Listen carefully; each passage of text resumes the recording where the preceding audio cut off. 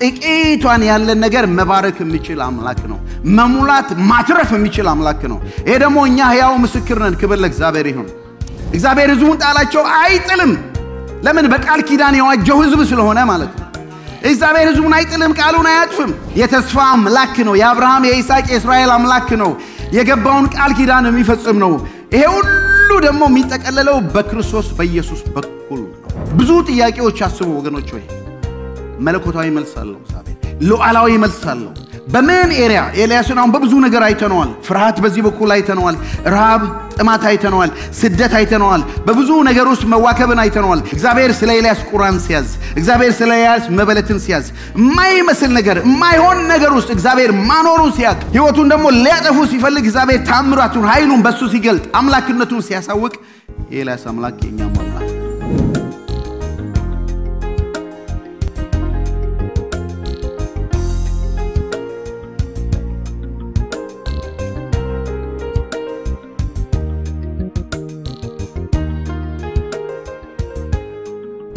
መጽሐፍ ቅዱስ በወፍ በረር ያጠናን ነው ከዘፍጥረት ነው የጀመርነው አንደኛ ነገሥት ደርሰናል ስናጠና የተነሳንበት መጽሐፍት ሁሉ ስለ ኢየሱስ ክርስቶስ ነው የሚናገሩት ይሄንን ነው የምናስረግጠው ነቢያት ሕግጋትም የተናገሩት ኢየሱስ ከመምጣቱ የብሉይ ኪዳን መጽሐፍት ሁሉ ስለ ኢየሱስ ነው የሚያወሩት እሱን ነው አብረን የምናየው ስለዚህ ከዚህ ተነስተን አንደኛ ነገሥት ጋር ደርሰናል አንደኛ ነገሥት 22 ምዕራፎች ነው ያሉት እንደተናገርኩት እኩል ብትገምዱት 11 የመጀመሪያው 11 ምዕራፍ በአንድ ሰው በአንድ መንግስት እሱም በሰለሞን ህይወት ዙሪያ ነው ከ12 እስከ 22 ደግሞ የተለያዩ መንግስታት በሰለሞን ልጅ አማካኝነት ምክር ካለመስማቱ የተነሳ ሁለተኛም ደግሞ እግዚአብሔር ሰለሞን ካጠፋው ኃጢአት የተነሳ እስራኤልን ከፍላለሁ ብሎ የተናገረው ስለ ዳዊት ብቻ ሲል የይሁዳን ነገድ እንደተጠበቀለት አይተናልና ባለፈው የሰለሞን ልጅ በነበረበት ጊዜ መንግስቱ ለሁለት እንደተከፈለች 10 ነገድ ኖርዙን ወይንም ሰሜኑን ክፍል ይዘው እስራኤል መንግስት እንደተቋቋመ ኢዮርብዓም በሚባል መሪነት በደቡብ ደግሞ ያሉት ይሁዳና ቢንያም ሁለት ነገድ ሮብዓም በሚባል በሰለሞን ልጅ በእነሱ መካከል የነበረውን ነገር አይተናል መንግስት ተከፍሏል ከዚህ በኋላ ምናየው ሁለተኛም ነገሥት እስኪያልቅ ድረስ የተለያዩ ነገስታት ናቸው እየተነሱ ያሉት በሰሜኑም በደቡቡም በአማካኝ 20 ነገስታት ተነስተዋል ሮብዓም አባያ የሚባለው አሳ ኢዮሳፍጥ ተክተውታል ኢዮርብዓም በሚባለው ግን ብዙ ነገስታት ስለነዚህ እንዳልተረክ ጊዜ ያጥርብኛል ብያለሁ በርግጥ ጻፊውም ትንሽ ነገር ነው ያወራላቸው ግን ቀደም ተከተሉን ይዘዋል በሰሜኑ ንጉስ ክፍል 20 ነገስታት አሉ አንዳቸውም ጥሩ አይደሉም በደቡቡ እስከ 20 ነገስታት አሉ 8ቱ ጥሩ ናቸው በተለይ 4ቱ ደግሞ በጣም ጥሩ ናቸው ከዳዊት ዘር የመጡ ናቸው እነዚህን ስናይ ማለት ነው ስለዚህ ዛሬ አብረን የምናየው አንድ መጽሐፍ ቅዱስ 3 ምዕራፍ እንዳውም 6 ምዕራፍ ያህል ነው የጻፈለት በመሃል የኤልያስን ህይወት ያስገባ ማለት ነው አካብ ስለሚባለው ንጉስ ነው እና ኤልያስ ስለሚባለው ነብይ ነው አብረን የምናየው ማለት ነው ስለዚህ ዛሬ ስለ ኤልያስ ነብይ እናያለን የዛሬ ሳምንት ደግሞ ስለ አካብ ክፋት እናያለን ነገሩ ግን እንዲያያዝልን አንዳንድ ጥቅሶችን ላነብላችሁ ወዳለሁ ምዕራፍ 16 ላይ ባለፈው ባየነው ስንጨርስ ምዕራፍ 16 ቁጥር 29 ላይ እንዲህ ይላል የይሁዳ ንጉስ አሳ በነገሰ በ38ኛው ዓመት በይሁዳ በነገሰ ጊዜ የኦምሪ ልጅ አካብ በእስራኤል ላይ በሰሜኑ ክፍል በሰማሪያ ሆኖ እስራኤልን 22 ዓመት ገዛ የኦምሪ ልጅ አካብ ከርሱ አስቀድሞ ከነበሩት ሁሉ ይልቅ ምን አረገ በእግዚአብሔር ፊት ክፉ ነገር አደረገ የናባጥ ልጅ ኢዮርብዓም የመጀመሪያው ንጉስ ነው የሱን ኃጢአት እንደ ቀላል ነገር ከመቁጠሩ በላይ የሲዶናውያን የኤትበዓልን ልጅ ኤልዛቤልን አገባ ሄዶም በዓልን አመለከ ሰገደለትም ሰማሪያ ላይ በሰራው የበዓል ቤተ ጣዖት ለበዓል መሰዊያ ቆመለት ደግሞ አካብ የሽራን ምስል አምድ በማቆም ከሱ በፊት ከነበሩት የእስራኤል ነገስታት ይልቅ የእስራኤልን አምላክ እግዚአብሔር ለቁጣ ያነሳሳ ድርጊት ፈጸመ ኢዮርብዓም እግዚአብሔርን በጣም ያስከፋው ነበር የመጀመሪያው ንጉስ ወደ ሰሜን ወደ ደቡብ መሄድ የለባቸውም እዚሁ ንገሱ ብሎ ጥጃ ምስል ያደረገ ነው ይሄ ደግሞ ከሱ በኋላ 9ኛ ወይ 8ኛ ንጉስ ነው አካብ የሚባለው በኢዮርብዓም መንገድ መሄድ እንዳው እንደ ትንሽ ነገር ነው የቆጠረው ከዛ የባሰ ነገር አደረገ ኤልዛቤል የምትባል ከመጽሐፍ ቅዱስ እጅግ አደገኛ መንፈስ የሆነች ሴት አገባ እሷን እናያለን በሚቀጥለው ኔክስት ዊክ እና እግዚአብሔር እጅግ ያስቆጣ ሰው ነው አካብ የሚባል የማይረሳ ነውና መጽሐፍ ቅዱስም ሰፊ ታሪክ ስለዚህ ሰው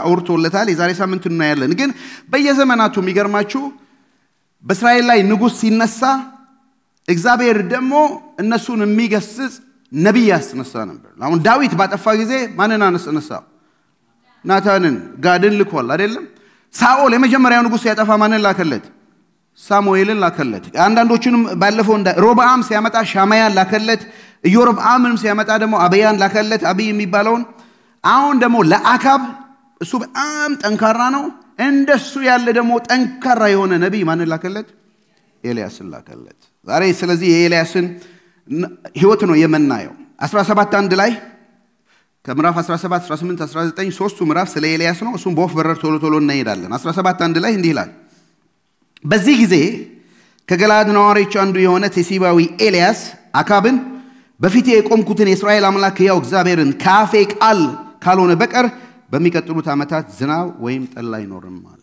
ኤልያስ ነው ከየት እንደመጣ ይናገርም እንደ መልከዘዴቅ ይመስላል ብቻ በቴሲባዊ የሚኖር አንድ ሰው ነው የተነሳው የነብይ ዘሪ ኑሮ አይታወቅም ብድግ ያለ የመጣ ነው መጥቶ አካብ እጅግ ምድሪቱን ባረከሰ ጊዜ ወደ አካብ መጥቶ እኔ ስናገር ብቻ ነው ዝናብ የሚዘንበው እንጂ እኔ እስከምናገር ድረስ በመድር ላይ ዝናብ አይኖርም ብሎ ተናገረ እና ሸሸ አካብ ሊገለው ይፈልጋል ሸሸ በዚህ ነው የምናየው ይሄንን ስናይ ከአዲስ ኪዳን ባነበብኩላችሁ ስንጀምር ባነበብነው ክፍል ጳውሎስ ስለ ኤልያስ ታሪክ ሲያወራ የነገረን አንድ መሰረታዊ ቃል አለ ይሄን ኤልያስ እናየው ምንድነው መጽሐፍ ስለ ኤልያስ የሚለውን አልሰማችሁም ሮሜ 11 ላይ በእግዚአብሔር ፊት እስራኤልን እንዴት እንደሚከስ አታውቁምን ጌታ ወይ ነቢያትን ገደሉ መሠዊያዎችን አፈረሱ እኔም ብቻዬን ቀረሁ ነፍሴንም ይሻታል ባለ ጊዜ ነገር ግን አምላካዊ መልስ ምን አለው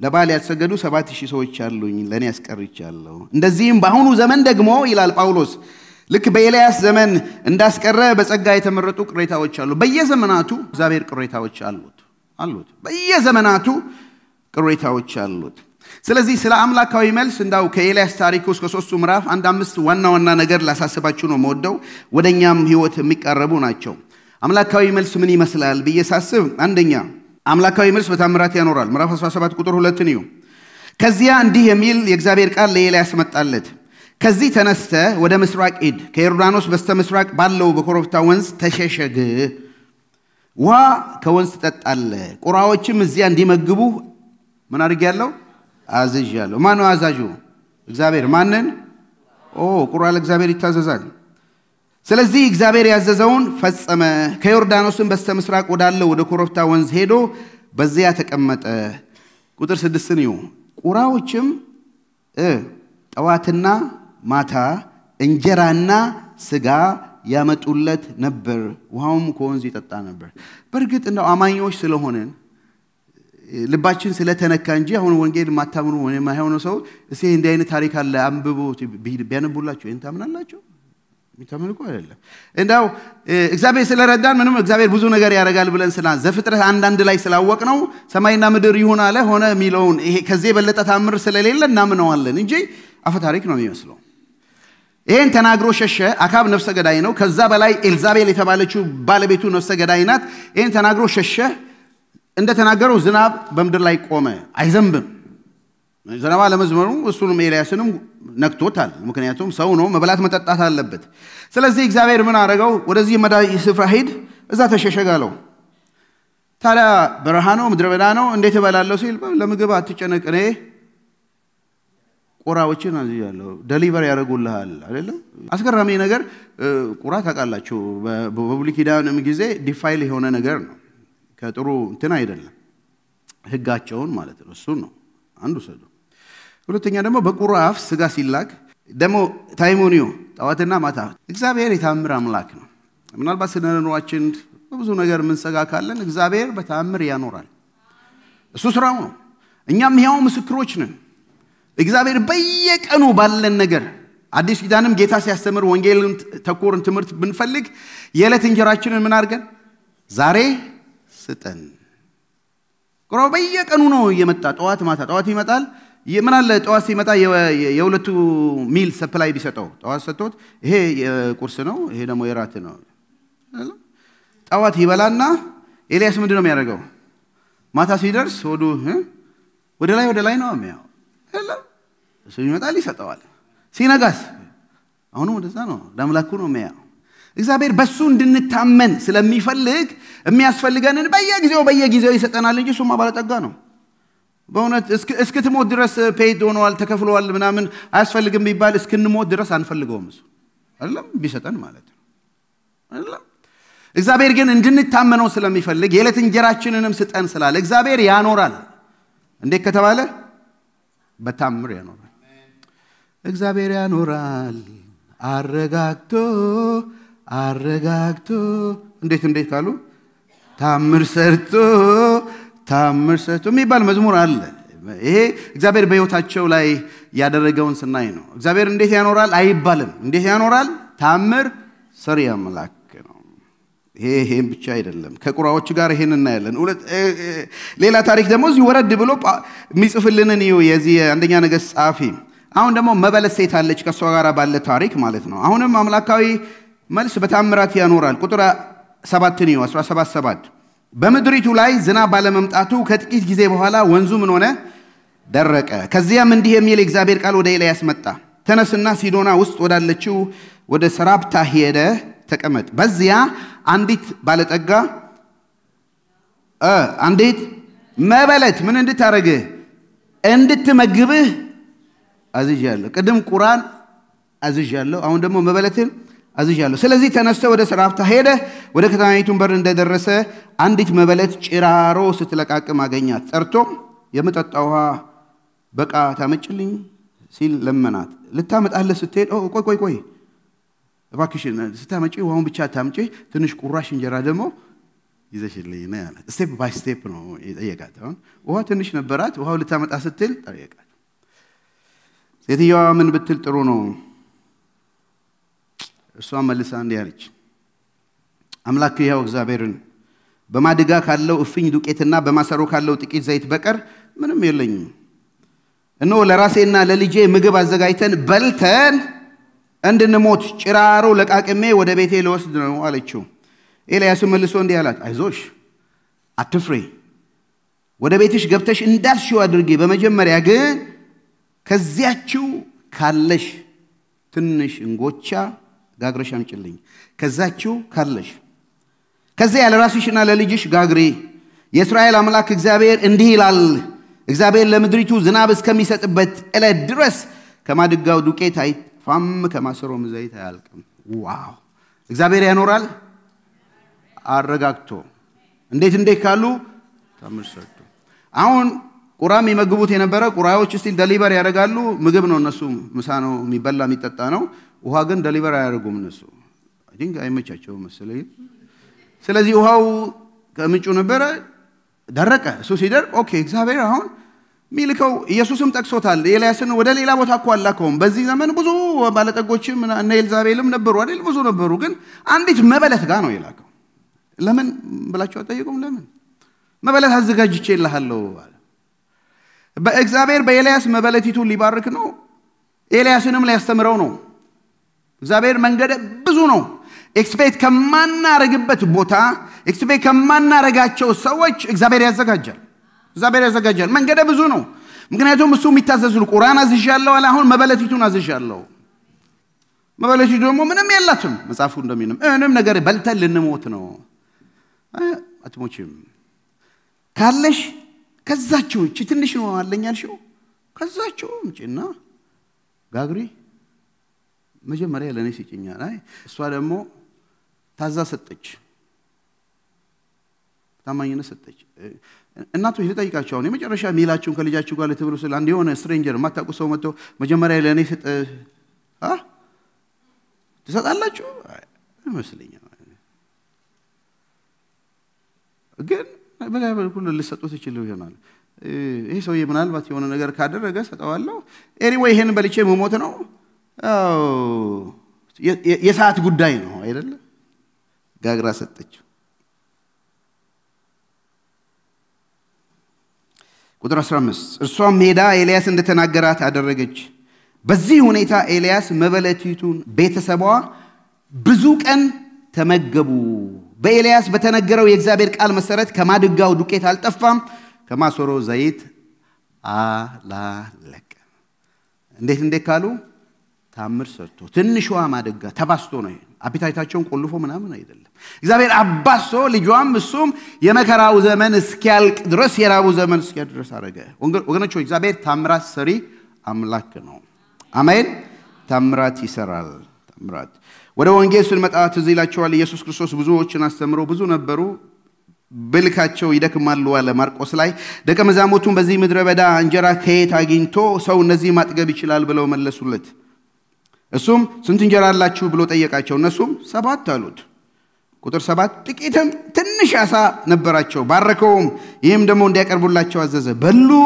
ጠገቡ የተረፈውም ቁራሽ 7 ቅርንጫፍ አነሱ የበሉትም 4000 ሰዎች ነበሩ ክብር ለእግዚአብሔር ይሁን ስለ ኢየሱስ ክርስቶስ አንድ ቀን ደግሞ ከኤልያስ ይልቅ የሚበልጠው አይደለም ኤልያስ ሁሉ የሚናገርለት የሚተረክለት የእግዚአብሔር ልጅ ኢየሱስ ከዳዊት ግንድ የሆነው አንዴ ደግሞ መጥቶ አስገራሚ አንዲት መበለት ሳይሆን 4000 ሰዎች 5000 ሰዎች መግቧል ጥቂት ትንሽ አሳ ይዞ የመገባው አምላክ ነው ስለ ኢየሱስ ክርስቶስ ይነግረናል ወገኖች ኢየሱስ ክርስቶስ ታምር ሰሪ ነው ታምር አድራጊ ነው የሚያኖር እሱ ነው የዕለት እንጀራ ራሱ ነው ክብር ለእግዚአብሔር ይሁን ሲበሉ በምድረ በዳ የነበሩት እንጀራ መና እኔ ነኝ አለ ኤልያስ ይነግረናል መጽሐፍት ሁሉ ስለ ኢየሱስ ክርስቶስ ያወራሉ አምላካዊ መልስ እንዴ ነው ወገኖች በተለያየ ነገር ውስጥ ፋይናንሻል ችግር ዴትም ቢሆን አላ አይደለም የገባንበት ክራይሲስ ውስጥ ብንገባ ያለን ጥቂት ነገር ነው ኮር እቺናት ብላችሁ የምታስቡ ካላችሁ እግዚአብሔር ባለጠጋ ነው እግዚአብሔር ታምር ሰሪ ነው ጥቂቷን ያለን ነገር መባረክ የሚችል አምላክ ነው መሙላት ማትረፍ የሚችል አምላክ ነው ይሄ ደግሞ እኛ ሕያው ምስክር ነን ክብር ለእግዚአብሔር ይሁን አሜን ሁለተኛ አምላካዊ መልስ ለሙታን ሕይወትን ይሰጣል አምላካዊ መልስ ለሙታን ሕይወትን ይሰጣል ኤልያስና የመበለቲቱ ልጅ ታሪክ ይሁ ከጥቂት ጊዜ በኋላ የባለቤቱ ልጅ ታመመ ህመሙ እየጠናበት ሄደ በመጨረሻም ትንፋሹ ባንድነት ቀጥ አለ እሷም ኤልያስን የእግዚአብሔር ሰው ሆይ እኔ ምን አደረኩ እዚህ የመጣው ኃጢያቴን አስታውሰ ልጄን ለመግደል ነውን አለችው ኤልያስም መልሶ ልጅሽን ስጪኝ አላት ልጁንም ከቅፉ ወስዶ እሱ ወዳለበት ሰገነት በማውጣት በአልጋው ላይ አስተኛው ከዚያም አምላኬ እግዚአብሔር ሆይ ልጇን እንዲሞት በማድረግ ተቀብላ በመታስተናግደኝ በዚች መበለት ላይ መከራ ታመጣበታለህን ብሎ ወደ እግዚአብሔር ጮኸ በልጁ ላይም 3 ጊዜ ተዘርግቶ አምላኬ እግዚአብሔር ሆይ የዚህ ልጅ ነፍስ ትመለስ ብሎ ወደ እግዚአብሔር ጮኸ ክብር ለእግዚአብሔር ይሁን አሁን ትንሽ እንደቆዩ ነገር መጣ ይሄ በልተን ይሞትብኛል ያለችው ልጅ እንደፈራችው በረሃብ ባይሞት አሁን ኤልያስ ካለው ሞተ ከዛ በቀጥታ ወደ ኤልያስ ነው የመጣችው እንዴ እዚህ ቤት የመጣው የኔን ኃጢያት ልታሳስብ ነው ወይ አይደል ኃጢያት ልታሳስብ ነው ብዙ ጊዜ እንደ ፓረንት የሆነ ነገር በእኛም ባሎች በሚስቶቻችን ላይ ሲደርስ ሚስቶች በባሎቻችን ላይ ሲደርስ በልጆቻችን ላይ በጣም ሲደርስ ምን የምንጠይቀው ጥያቄ ይሄ ነው ምን ሰርቼ ነው አይደል ምን ሰርቼ ነው እግዚአብሔር ያመጣብኝ ነው ይሄ በጣም ሮንግ የሆነ እንትን ነው ሮንግ የሆነ አስተሳሰብ ነው ሮንግ የሆነ ቲዮሎጂ ነው ጌታ መጣው ኢየሱስ ትዝ ይላችኋል አንድ አይነ ስውር ወደሱ አመጡና ደቀ መዛሙርቱ ራሱ በዚህ ትምህርት የተያዙ ነበር አመጡና መጀመሪያ የጠየቁት ይሄ ሰው አይነ ስውር እንዲሆን ማን ነው ኃጢአት የሰራው እሱ ነው ወይ ወላጆቹ ነው ይሄ የነበረ አመለካከት ነው እና በእኛ በክርስቲያኖችም ላይ የሆነ ነገር ሲደርስ ምን አድርጌ ነው ምን አጥፍቼ ነው ምናምን ነው ምንለው ራስን መመርመር ጥሩ ነው ግን ምንድነው የተያዘው መከራ የሚመጣባቸው ችግር የሚመጣባቸው የሆነ ነገር ሲያጠፉ ነው በጌታ እንኳን ሆነን በክርስቶስ ኢየሱስ የሆነ ኩነኔ የለባቸው ነው ናቹራል ነው ብለን አናስብም ኦፍ ኮርስ እግዚአብሔር እንደዛ ካሳሰበን ንስሐ መግባቱ ጥሩ ነው ማልቀሱ ጥሩ ነው በእግዚአብሔር ፊት መዋረዱ ጥሩ ነው እንደው ኃጢአት ካለን እግዚአብሔር ልጃችን እስከሚያመው ለምን እንጠብቃለን ወይ ባላሽ እስከሚያመው ለምን እንጠብቃለን መጸለይ ነው እግዚአብሔር ይቅርታ መጠየቅ ነው እና አንድ ነገር መደረግ አለበት እንደኛ ወደ ንስሐ ለመምጣት አንፎርቹኔትሊ እንደሱ ነው እና እቺም ሴት ታምር ተደርጓል ልጇ እየኖረ ነው ምን ልጇ ሲሞት ኃጢአቴን ልታሳይብኝ ነው አንተ የመጣው የእግዚአብሔር ሰው እንደሆነች ያውቃለች በኋላ ኤልያስንም ተመልከቱት ጌታ ሆይ ልጇን ለምን ትገላለህ ብሎ ጸለየ ከዛ እግዚአብሔር ምን አደረገ ቁጥር 22 እግዚአብሔርም ኤልያስን ጮህ ሰማ የልጁም ነፍስ ተመለሰችለት እሱም ዳነ ከዚያም ኤልያስ ልጁን አንስቶ ከሰገነት ወደ ምድር ቤት አወረደው እሷ ብቻዋን ዳውን ስቴት ተጠብቃለች አይደለም ለእናቱም ልጅሽ ይውልሽ ብሎ ሰጣት ድኖልሻል አላት ከዚያም ሴቲቱ ኤልያስን አሁን የእግዚአብሔር ሰው መሆንህን ካንደበትም የሚወጣው የእግዚአብሔር ቃል እንደሆነ አሁን አወቅኩ አለች ኦኬ ቅድም ጥሩ ነው ሚራክል ትንሽ ነገር መብላት ምናምን ጥሩ ነው የሞተን ደሞ ማስነሳት ሌላ የተለየ ነገር ነው አሁን አወቅኩ ይሄ ዋናው ዓላማ ነው ስለ እግዚአብሔር ቃል ነው ባለፈውም ስናይ አንተ የእግዚአብሔር ሰው መሆንህን ካፍም የወጣው ደሞ የእግዚአብሔር ቃል እንደሆነ አሁን አውቄያለሁ አክኖሌጅ አርጋለች ተቀብላለች አምላኩ ኤልያስ የሚናገረው ያምላኩን የእግዚአብሔር ቃል እንደሆነ ወገኖች የእግዚአብሔር ቃል ነው ለውጥ የሚያመጣው ለዚህችም ሴት አምናለሁ ይሄ የልጇ ሞቶ መነሳት ኤክስፒሪየንስ የመጀመሪያው ይሄ መብላቱ መጠጣቱ እግዚአብሔርን እንደነቱ አላወቀችም ኤልያስንም እንደ እግዚአብሔር ሰውነቱ አላወቀችም ብቻ ተአምር ነው አስገራሚ ነገር ነው ብላለች አሁን ልጇ ግን ሞቶ ከተነሳ በኋላ ለእግዚአብሔር ያላት አመለካከት ሁሉ የተለየ ነው ለእግዚአብሔር ባሪያም ለኤልያስ ያላት አመለካከት የተለየ ነው እና እግዚአብሔር ደግሞ ታደገላት እግዚአብሔር በበጎነት መለሰላት ሶስተኛ አምላካዊ መልስ ከክፋት ይሸሽጋል ብያለሁ ከክፋት ይሸሽጋል ምዕራፍ 18 ላይ ብዙ ባልቆይ ደስ ይለኛል ግን ጥሩ ታሪክ ነው ያለው እግዚአብሔር አምላካዊ መልስ ኤልያስና አካብን እናያለን አካብን ዝናብ ካልዘነበ ብሎ ሲናገረው አሳዶታል አባሮታል ከለታት አንድ ቀን ምዕራፍ 18 ቁጥር 1 ላይ ከብዙ ጊዜ በኋላም በሶስተኛው ዓመት እንዲህ የሚል የእግዚአብሔር ቃል ለኤልያስ መጣለት ሄደ ለአካብ ተገለጠለት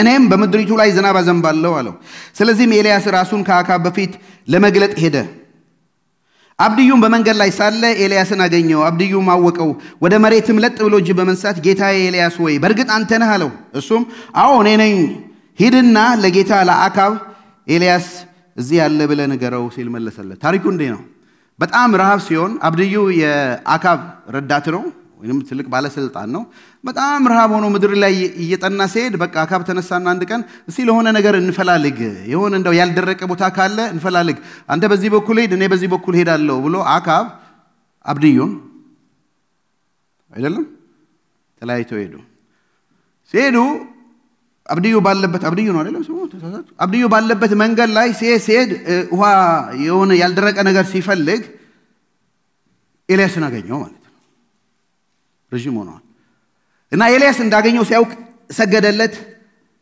ኤልያስ አንተ ነህ ሲል አዎ እኔ ነኝ አለው እና ሂድና ለአለቃ ለአካብ ኤልያስን አግኝቼዋለሁ ላገኘው ፈልጋለሁ ሲለው አካብ እንዴ ያለው እንዴ አልሰማህም እንዴ እኔ እኮ ኤልዛቤል የእስራኤልን ነቢያት ሁሉ ሲጨፈጭፍ 100 ነቢያት ደብቄ 50ውን አንድ ቦታ 50 ቦታ አድርጌ ስመግብ የነበርኩ ሰው ነኝ እና አሁን ሄደ አንተ ይሄን ድንገት ካልሰማህ ነው ምረት እንዲያረግለት ነው አሁን ሄደ ንገረኝ በየ እኔ ለአካብ ኤልያስን አግኝቼዋለሁ ብዬ በነግረው እሱ ደግሞ አንተ ሊያገኝህ ቢመጣ አንተ አምላክ የሆነ ቦታ ከወሰደ እኔ ልታስገድለኝ አይደለም ወይ ታቃለ ደሞ አካብ ያላስፈልገበት ነገስታት የለም ያላስፈልገበት መንግስት የለም እንደውም እኛ ጋር የለም ብለው ሲመልሱለት አስምሏቸዋል ማሉልኝ ብሎ ያረገ ሰው ነው ታዲያ እኔ ሄጄ ልታስገድለኝ ነው እንዴ አላወቅም እንዴ እኔ እኮ ውለታ አርጌያለሁ ለእስራኤል ሲለው ያው እግዚአብሔርን እገለጥለታለሁ ሂድ ይትም አልሄድም እግዚአብሔርም ይትም አይወስደኝም ግን ኤልያስ ያቃለ ይሄን አብድዩ ምንድነው ያለው አንተ እግዚአብሔር ያነሳሃል ወስዳል እስከዛሬ እኮ ያልተገኘው እግዚአብሔር ሪሎኬት ያረገ ነው አይደል ወደዛ ሼሽ ወደዛ ገባ ያለ ነውና መሞት አልፈልግም ማለት ግን ኤልያስ እገለጥለታለሁ አምላካዊ መልስ ከክፋት ሁሉ ምን ያረጋል ይሸሽጋል ይደብቃል የሚፈልጉን እንኳን ይያሉ በእነሱ ፊት እግዚአብሔር ይሰውራል ክብር ለእግዚአብሔር ይሁን አራተኛው አምላካዊ መልስ ጸሎትን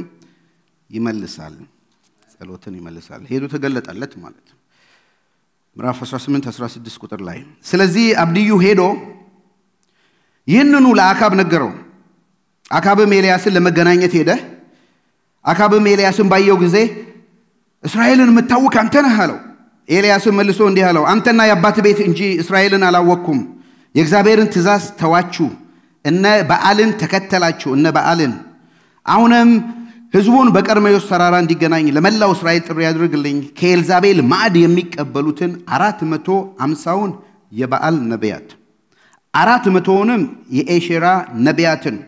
የአሼራ ነቢያትን አምጣልኛለሁ በድምሩ 850 ናቸው የበዓሉ 450 ናቸው የአሼራ ደግሞ የሚባሉት አምላክ 850 ናቸው አሁን ተገለጠለት ልክ ለአብድዩ ቃል እንደገባለት ሄደ አካብ መጣ ከኤልያስ ጋር ፊት ለፊት ተያዩ እስራኤል የምታውቅ አንተ ነህ ሲለው ነው አይደለም እንዳውም ሌላው የምትገለባብስ ነው አይደለም አንተ ነህ አንተና ዘሮችህ አንተና ሚስትህ አንተና ህዝቡን ታመልኩት ነው አለ ኦኬ አሁን ዲሉ ይሄ ነው ሂድ ወደ ቀርሜሎስ ተራራ ውጣ እነዚህ ነቢያት 850ውን ነቢያት አምጣልኝ እዛ እንገናኛለን በቃ ምንም ሄደ አካብ አገሪቱ ላይ ሁሉ አወጀ አማልክቱ የሚያመልኩትን ነቢያት ሁሉ ጠራቸው ተሰበሰቡ ማለት ነው ኤልያስም በሕዝቡ ፊት ቀርቦ እንዲህ አለ በሁለት ሐሳብ በመተዋሉት እስከ መቼ ነው ቁጥር 21 እግዚአብሔር አምላክ ከሆነ እግዚአብሔርን ተከተሉ ባል አምላክ ከሆነ ባልን ተከተሉ ሕዝቡ ግን አንዲት ቃል እንኳን አልመለሱለትም ከዚያም ኤልያስ እንዲህ አላቸው ከእግዚአብሔር ነቢያት የተረፉት እኔ ነኝ ብቻ ነኝ የተረፍኩት ባል ግን 450 ነቢያት ከዚያም እናንተ ያምላካችሁን ስም ጥሩ እኔም እግዚአብሔርን ስም እጠራለሁ ሰምቶ በእሳት የሚመልስ እሱ እውነተኛ አምላክ ነው ክብር ለእግዚአብሔር አሁን ኮንቴስት ነው የሚባለው ውድድር ነው የምን ያምላክ ውድድር የማን አምላክ ያሸንፋል እነሱ እንግዲህ ተመልከቱ 850 ናቸው እሱ ብቻውን ያለ ሰው ነው ውድድር አረገ ኤኒዌይ አንብቡት ቤታችሁ ግቡና ብቻ ከሰማይ መስዋዕት ያቀርቡ አንዳንድ በሬ ወሰዱ እነሱ መስዋዕት ያቀርቡ ከሰማይ በእሳት የሚመልስ እውነተኛ አምላክ ነው አለ ኤልያስን ምጸትዩ ኤልያስም ለበዓል ነቢያት እናንተ ብዙ ስለሆናችሁ በመጀመሪያ አንዱን ወይፈን መርጣችሁ አዘጋጁ የአምላክን ስም ጥሩ አላቸው ከጠዋት እስከ ኩለ ቀን የበዓልን ስም ጠሩ በዓሎይ ስማን እያሉ ጮሁ ድምጽ ግን የለም የሚመልስ አልነበረም በሰሩት መሰዊያ ዙሪያ እየዘለሉ ያሸበሽቡ ነበር እኩለ ቀንም ላይ ኤልያስ ድምጻችሁን ከፍ አድርጋችሁ ጩሁ እንጂ አምላክ አይደል እንዴ ምናልባት በሐሳብ ተውጦ ወይም ስራ በስቶበት አሊያም በጉዞ ላይ መንገድ ሄዶ ይሆናል ምናልባት ተኝቶም ከሆነ ቀስቅሱት እያለ ያፌዝባቸው ጀመር ስለዚህም እየጮሁ እንደልማዳቸው ደማቸው እስኪፈስ ድረስ ሰውነታቸውን በሰይፍ በጩቤ ያቆስሉ ነበር እኩለ ቀን አለፈ እነሱም የሰርክ መስዋዕት እስኪቀርብ ድረስ ይሄን አንብቡልኝ አዲሱ ትርጉም የሚገርም ቃል አግኝቻለሁ የሚዘላብድ ትንቢት ይናገሩ ነበር አሁንም ድምጽ የለም የመለሰና ከቁም ነገር የቆጠረው አልነበረም ኤልያስ ምን አይነት ክረጀስ ሰው እንደሆነ ይሁን በሰው አምላክ ማፌዝ ዘንድሮም እንደውም አይፈቀድም ነው ያንዳንድ ሰዎች ሃይማኖት አምላካቸውን ጠርታችሁ እናፌዝ ብትሉ እኔ የለውበትም አይደለም እኔ የለውበትም መንገድ አንዳንድ ቦታ እንደው ምናልባት ሬስትሩም ከሄደ ነው የሚለው ትርጉም አምላክ ከሄደ ጩዋ መንገድ ከሄደም ደግሞ ጠብቁት ከተኛም ደግሞ ቀስቅሱት እና የአሕዛብ አማልክት አጋንንት ናቸው ይላል አይደለም የእግዚአብሔር ቃል አይን አላቸው አያዩ ጆሮ አላቸው አይሰሙ አንደበት አላቸው አይናገር እጅ አላቸው አክሽን አያረጉም እግር አላቸው የትም አይሄዱም ይሄ ነው መልእክቱ ይሄ አንዱ ኤልያስ ለዚህ ሁሉ ለ850 ለሆኑት ቀኑ ሙሉ ጮሁም ይመልስ የለም ከእግዚአብሔር በቀር የሚሰማ የሚያደምጥ አምላክ የለም ዛሬ በጣም ፕሉራሊስቲክ ሶሳይቲ ውስጥ ባለን ብዙ አምላክ ያለው ነው አይደለምና በነገራችን ላይ ያንዳንዱ ሰው የራሱ አምላክ አለው ሰው ሆኖ አምላክ የሌለው የለም አይወቀው እንጂ የሚያመልከው እና ኤልያስ ይሄንን ቻሌንጅ አረጋቸው እና ትንቢት ይናገሩ ነበር ኦኬ ተራው የኔ ነው የኔ አሁን ኤልያስ የሱ ተራ ደረሰ 36 18 የሰርክ መስዋዕት በሚቀርብበት ጊዜ ኤልያስ ወደ መሰዊያው ቀረበ ብሎ እንዲህ ሲል ጨረሰ ሲምፕል ጸለየ የአብርሃም የይስሐቅ የእስራኤል አምላክ እግዚአብሔር ሆይ አንተ የእስራኤል አምላክ መሆንህን እኔም ያንተ አገልጋይ መሆኔ ይሁሉ በትእዛዝ እንዳደረኩ ዛሬ ይታወቅ ቁጥር 37 ይህ ሕዝብ አንተ አምላክ እግዚአብሔር እውነተኛ መሆንህ ልባቸው ምንድነው የመለሰው አንተ መሆንን ያውቁ ዘንድ እባክህ ስማኝ እግዚአብሔር ሆይ እባክህ መልስልኝ ከዚያም የእግዚአብሔር እሳት ወርዳ መስዋዕቱን እንጨቱን ድንጋዩን አፈሩን ፈጽማ በላች በጉድጓድ ውስጥ ያለውን ውሃ ላሰች ክብር ለእግዚአብሔር ይሁን ሶስት ነገር ከጸሎቱ ላውጣ አንተ እኔ ይህዝብ አንተ እውነተኛ አምላክ መሆንህን አንተ የእስራኤል አምላክ የምሰማ የምታደምጥ የምታይ ዓለማትን ሁሉ የፈጠርክ እውነተኛ አምላክ መሆንህን የዓለማት ሁሉ ፈጣሪ እነዚህ የሚታዩ ጣዖታትን ሁሉ እነሱን እንኳን ምገዛ እውነተኛ አምላክ አንተ ብቻ መሆንህን እኔም ደግሞ እንደ 850 አይደለም እኔም በርግጥ ያንተ አገልጋይ መሆኔ አንተ እንደላከኝ አንተ ተናገር ያልከኝን እንደተናገርኩ አድርግ ያልከኝን እንዳደረኩ እኔም በሶስተኛ ደረጃ ይህ ህዝብ ደግሞ ይሄን እንዲያቅ እውነተኛ አምላክ አንተ እንደሆንክ እኔም ያንተ አገልጋይ እንደሆንኩ እንዲታወቅ አጭር 3 ፖይንት ያለው ጸሎት ነው አንተ እኔ ይህ ህዝብ I think ከዚህ ብዙ ምንማረው ነገር አለ በምን ጸልይበት ጊዜ የመጀመሪያ ሁሉ ነገር ለእግዚአብሔር አምላክ ክብር እንዲሆን ነው ለኛ ለምናገለግለው ደግሞ ጥቅም እንዲሆን ነው በረከት እንዲሆን ነው እግዚአብሔርን በማገልገላችን እንድንባረክ ነው ሌላው ደግሞ የምናገለግለው ህዝብ ሁሉ እውነተኛ አምላክ እሱ እንደሆነ እንዲያውቁ በውጭም ያሉ ደግሞ ድነት እንዲያገኙ እዚህም ያለን በእግዚአብሔር እንዲታመኑ ነው ኤልያስ አስገራሚ ሰው ሆኖ አግኝቼዋለሁ ጸሎቱ ውጤት 39 ላይ ህዝቡ ሁሉ ይህን ሲያዩ በግንባራቸው ተደፍተው አምላክ እግዚአብሔር እሱ እውነተኛ ነው ደገሙት እግዚአብሔር እሱ እውነተኛ አምላክ ነው አሉ ከዚያም ኤልያስ የባል ነቢያትን ያዟቸው አንድም ሰው እንዳያመልጥ ሲል አዘዘ ህዝቡም ያዟቸው ኤልያስም ወደ ቂሶን ወንዝ አውርዶ ይሄ ከባድ ቃል ነው አሳረዳቸው እግዚአብሔር ጸሎትን ይሰማል ወገኖች ጸሎትን የሚሰማ አምላክ ነው በችግር በመከራ ውስጥ በዝለት ውስጥ ሁሉ ስንሆን እግዚአብሔር ጸሎትን ይሰማል ያደምጣል የአዲስ ኪዳኑም ጻፊ ቅድም ጳውሎስና ያነበብነው ያዕቆብ ላይም የጻፈው ኤልያስ እንደኛ የሆነ ሰው ነበር በኋላ መጣበታለሁ ግን አጥብቆ ምን አደረገ ጸለየ ሰማይን ዘጋ አጥብቆ ጸለየ ምድርም ፍሬዋን ሰጠች ክብር ለእግዚአብሔር ይሁን እግዚአብሔር ጸሎትን ይሰማል እግዚአብሔር ጸሎትን ይሰማል አምስተኛውና የመጨረሻው አምላካዊ መልስ ተስፋን ያለመልማል እግዚአብሔር ተስፋን ያለመልማል ምዕራፍ 19 ብዙ ታሪኩ ነው ለየት ያለ ታሪክ ነው ከዚህ ሁሉ በኋላ ምዕራፍ 18 ላይ ተቸዋል ምዕራፍ 19 ላይ ይሄንን ኤልያስ ይዩት አካብ በዚህ ጊዜ ኤልያስ ያደረገውን በሙሉ ነቢያትን ሁሉ እንዴት በሰይፍ እንዳስገደላቸው ለማነገራት ለኤልዛቤል ነገራት ሄዶ ማለት ነው ኮንቴክስቱ ላይ ነበረችው ስለዚህ እሷ አሁን መልእክት ላከች ነገ በዚህ ሰዓት ያንተ ነፍስ ከነዚያ እንዳንዱ ከ850 እንዳንዱ ነፍስ ሳላደርግ ብቀር አማልክት እንዲህ ያድርጉብኝ የቱ አማልክት 850 እኮ አለቀላት የማይመልሰው አምላክ ማለት ነው እንዲህ ያድርጉብኝ ከዚህ የባሰ ያምጡብኝ ስትል ወደ ኤልያስ መልእክት ላከች ኦኬ እዚህ ጋር ቆም በሉ የትላንቱ ኤልያስ በሉት አይደለም ይሄ 850 ነው ያስፈጀው ማለት ነው አንተ ጌታ እኔ አንተ ባሪያ ህዝብ ይወቅ ያለው አካብ ይሄ ሁሉ ሰው ካለቀ በኋላ ወደ ቤቱ ሲገባ አየችውና ስታየው አንገቱ ደፍቶ ነው ምናምን ይመጣው ምናምን ቀና አርጋው what happened አይ ኤልያስ ምን አረገ ጨረሳቸው ነው ማለት ነቢያት ሁሉ ፈጃቸው ወዲያውኑ መልእክት ላከች ኤልያስ ጋር ከሱ ጋር አይደለም ነገ አንተም እንደ 850 ባላደርግህ ማለት እና ኤልያስ ሲሰማ ምን የሚል ይመስላችሁ 850ን የፈጀው እቺ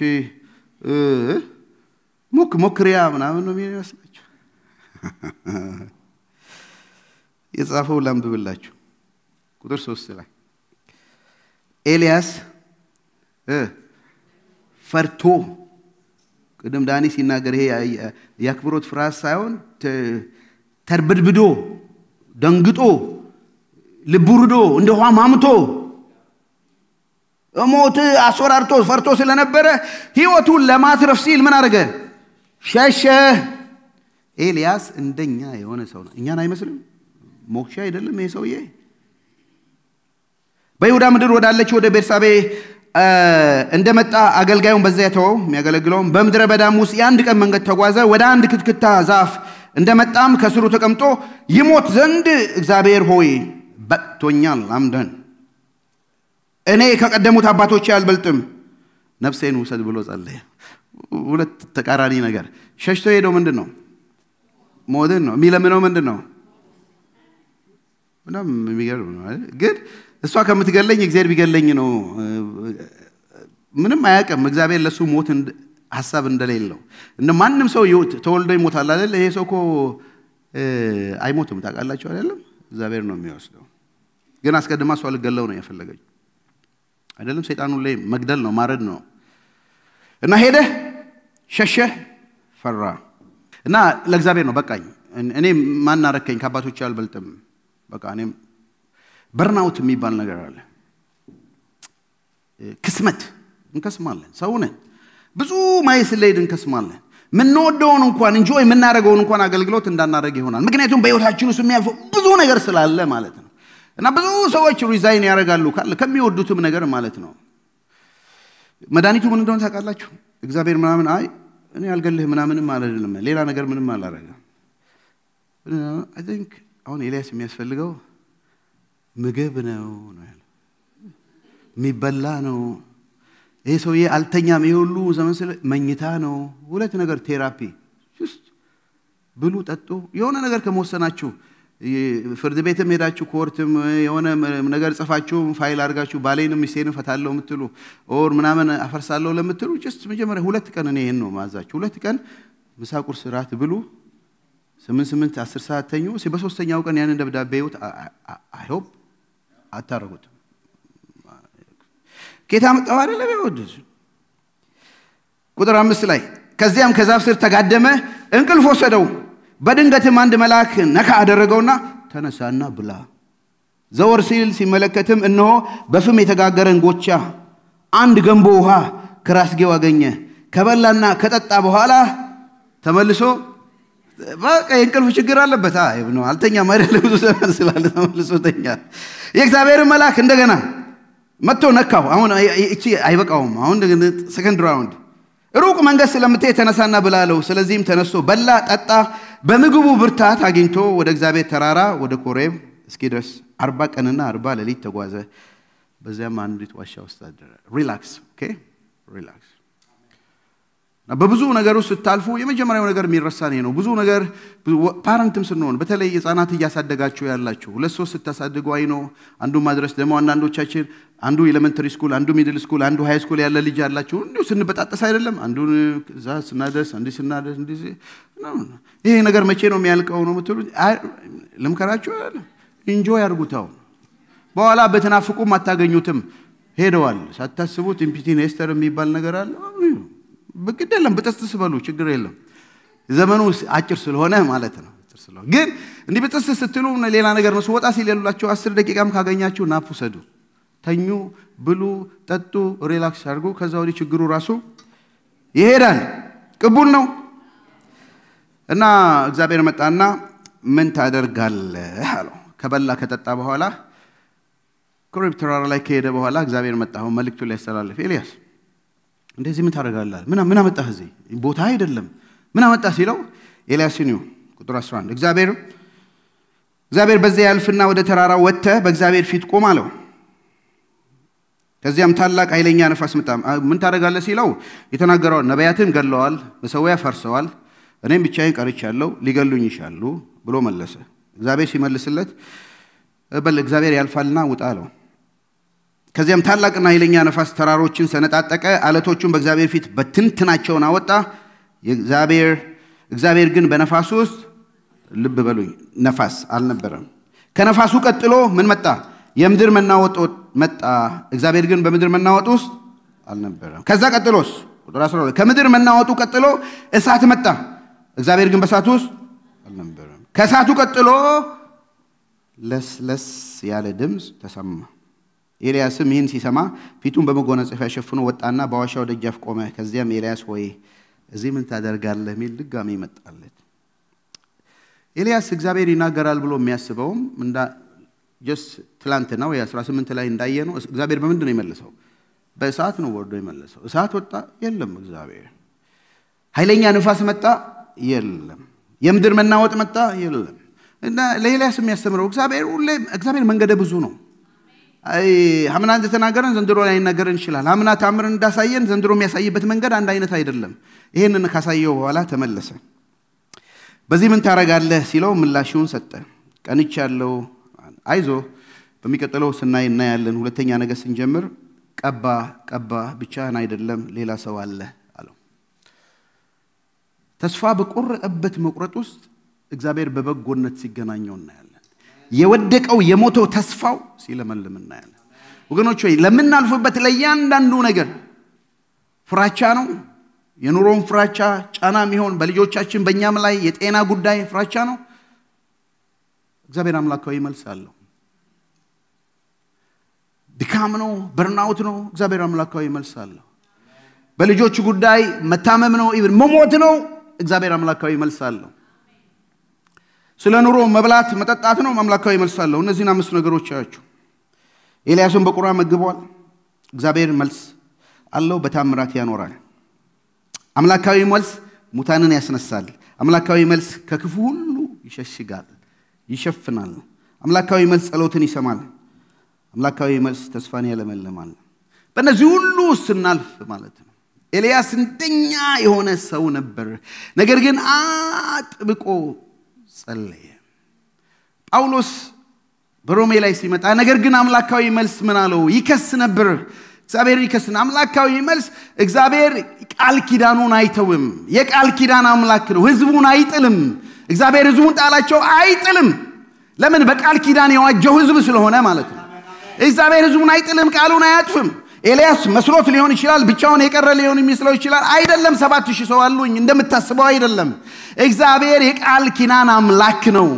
የተስፋ አምላክ ነው። የአብርሃም የይስሐቅ የእስራኤል አምላክ ነው። የገባውን ቃል ኪዳን የሚፈጽም ነው። ይሄ ሁሉ ደግሞ የሚጠቀለለው በክርስቶስ በኢየሱስ በኩል ነው። ለአብርሃም ሁሉም የተስፋ ቃል በክርስቶስ ኢየሱስ ምንድነው? አዎን ነው፣ የስ ነው። በኢየሱስ ክርስቶስ በኩል እግዚአብሔር የገባው ማንን እንደጣለኛን ይጥላል፣ ማንን እንደረሳ እኛን ይረሳል። አይደለም ማንን በመከራ ውስጥ አልፎ ዝም እንዳለ እኛን ዝም ይለናል አይልም። እግዚአብሔር ምንጮኸውን ይሰማል፣ ድምጻችንን ያደምጣል፣ ይሰማናል፣ ይታደገናል፣ ያደምጠናል። የኤልያስ አምላክ ዛሬም የኛ አምላክ ነው። እኛ ሰዎች ነን፣ በአንድ ወቅት ብርቱ የነበርን በአንድ ወቅት ልንረሳ እንችላለን። ሃሌሉያ! እግዚአብሔር ግን ታማኝ አምላክ ነው። ወገኖች ሆይ አምላካዊ መልስ አለው። ብዙ ጥያቄዎች አስቡ ወገኖች ሆይ፣ መለኮታዊ መልስ አለው። እግዚአብሔር ሉዓላዊ መልስ አለው። በምን ኤሪያ? ኤልያስን አሁን በብዙ ነገር አይተነዋል። ፍርሃት በዚህ በኩል አይተነዋል። ረሃብ፣ ጥማት አይተነዋል። ስደት አይተነዋል። በብዙ ነገር ውስጥ መዋከብን አይተነዋል። ለእያንዳንዱ ነገር ግን እግዚአብሔር ይቀርብለት። እግዚአብሔር ስለ ኤልያስ ቁራን ሲያዝ፣ እግዚአብሔር ስለ ኤልያስ መበለትን ሲያዝ፣ የማይመስል ነገር የማይሆን ነገር ውስጥ እግዚአብሔር ማኖሩን ሲያቅ፣ ህይወቱን ደግሞ ሊያጠፉ ሲፈልግ እግዚአብሔር ታምራቱን ኃይሉን በሱ ሲገልጥ፣ አምላክነቱን ሲያሳውቅ፣ የኤልያስ አምላክ የኛም አምላክ ነው። እሱ ደግሞ እንደኛ የሆነ ሰው ነበር። የሚፈተን፣ የሚስት፣ የሚሳሳት፣ የሚፈራ፣ ዲፕሬሽን ውስጥ የሚገባ ነበር። ዲፕሬሽን ውስጥ ነው የገባው፣ የሚገባ ነበር። እግዚአብሔር ግን መለኮታዊ መልስ አለው። ተስፋ የቆረጣችሁበት ነገር አለ? እግዚአብሔር ተስፋን ያለመልማል። ተስፋን ያለመልማል። ይሄንን ሰው እንደገና ተነስቶ መሞት ይገባኛል ያለው ሰው ኖ አትሞትም፣ ትቀባለህ፣ ገና ነገስታትን ትቀባለህ፣ አንተንም የሚተካ ሰው ትቀባለህ። ኤልሳ አንተን ይተካሃል፣ ብቻህን አትሄድም። አዛሄልንም ትቀባልኛለህ። አይደለም የሶሪያን እንኳን ንጉስ ትቀባለህ፣ እነሱ ደግሞ ኤልዛቤጥን ይበቀሏታል። እንዲሁ እንደሆነ አይደለም። አንተን ግን በክብር ነው መወሰድ። አላወቀም። ሁሉ ነገር ጨርሰህ ተክተህ አይደለም፣ ሁሉ ነገር ሾመህ በክብር ነው የምትሄደው ነው የሚለው። ወገኖች ሆይ በቃኝ የምንልበት ነገር አለ፣ አልችልም የምንልበት ነገር አለ። እግዚአብሔር እንደገና ሪስቶር ያደርገናል፣ ያበላናል፣ ያጠጣናል፣ መንፈሱን ይሞላናል፣ ኃይሉን ይሞላናል፣ ጸጋውን ይሞላናል። እንደገና ተነስተን የምንሄድበትን ጸጋ እግዚአብሔር ያደርጋል። አምላካዊ መልስ አለው። በምንም አይነት ውስጥ ብናልፍ ዛሬ አምላካዊ መልስ እግዚአብሔር ያሳየናል።